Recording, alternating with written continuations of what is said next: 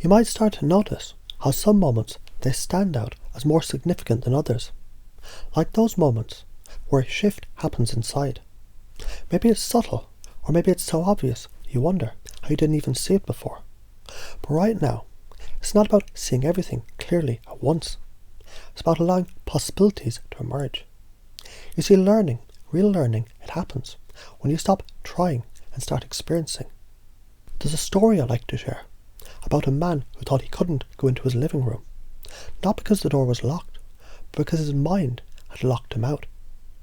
Every time he approached it, sweat appeared on his forehead. His heart raced. His mind whispered stories of fear, louder and louder, until one day he learned the key wasn't to fight the fear, but to step outside it and watch it from a distance, to see himself seeing himself. And suddenly the room wasn't scary anymore. It was just a room. And as you think about that, you can begin to wonder, what rooms in your mind have you locked yourself out of? What happens when you step back and you look at them now with new eyes? Maybe you'll notice something interesting, because the mind loves patterns. It learns fast, but not by analysing, not by understanding. The mind learns by doing, by experiencing. Just like you didn't learn to walk by thinking about it. You wobbled, stumbled, and suddenly, without even realising how, you were running. You don't need to understand success to experience it. You just need to practice the right patterns over and over again until they become effortless.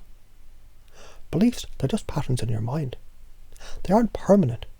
They aren't you. They're just thoughts, ideas, feelings, woven together into stories that seem true. Some of those stories are useful, others not so much. And here's the secret. You can rewrite them. Have you ever noticed how the voice in your head can change? For some people, that voice is harsh, critical, always pointing out what went wrong. And yet, that voice doesn't have to stay the same. Imagine that voice becoming softer, warmer. Maybe it's the sexiest voice you've ever heard. Imagine it encouraging you, seducing you into success, whispering, "You got this. Keep going. This is easier than you thought." And if you do that just for a moment, you might find yourself smiling for no reason. The problem is never capability. It's always about the timing, about unlocking that state when you're naturally capable of everything you've ever needed to do. Some people, they wait for the right moment to be motivated. But here's the thing.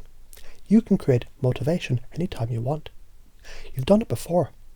Maybe it happened when you were in love, when you wanted something so badly you could taste it. Maybe it happened when life gave you no choice but to rise up. You already know how to do this. Once you realize motivation, it's a switch you can flip, then everything changes. You start to play with it, to experiment, to feel happy for no reason. And then, when you have a reason, you feel even better. Here's the funny thing about humans. Most of them, they're running away from pain, rather than running towards success. They avoid disaster, but they forget to dream big. And that is why so many people plan to survive and not to thrive.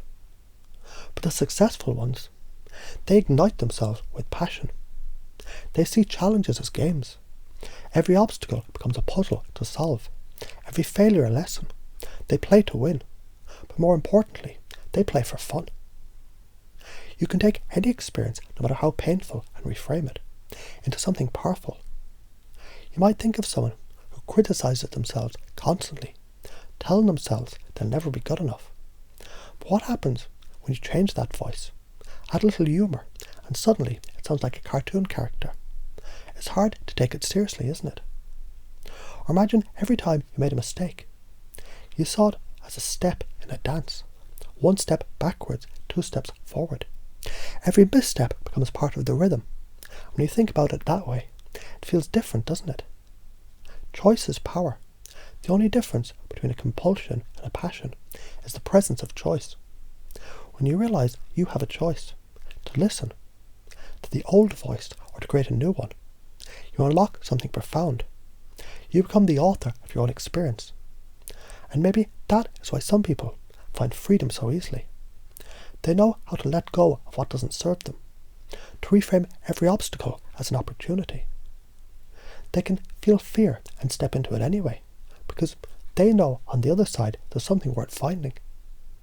And if you were to stop right now and think about the possibilities ahead of you, imagine the kind of beliefs you'd want to build, the kind of patterns you'd want to install in your mind. Patterns of success, patterns of joy, patterns of deep, unshakable confidence. What would happen if you let those patterns take root right now? Because as you sit here listening, you might find yourself already starting to change, without even trying. Because change doesn't happen slowly. It happens in a flash. And maybe that shift has already begun. And when you step into your day, you might notice how easy it is to feel a little different. How easy it is to choose the right voice, the right focus, the right belief. And once you've done that, the rest is just a game.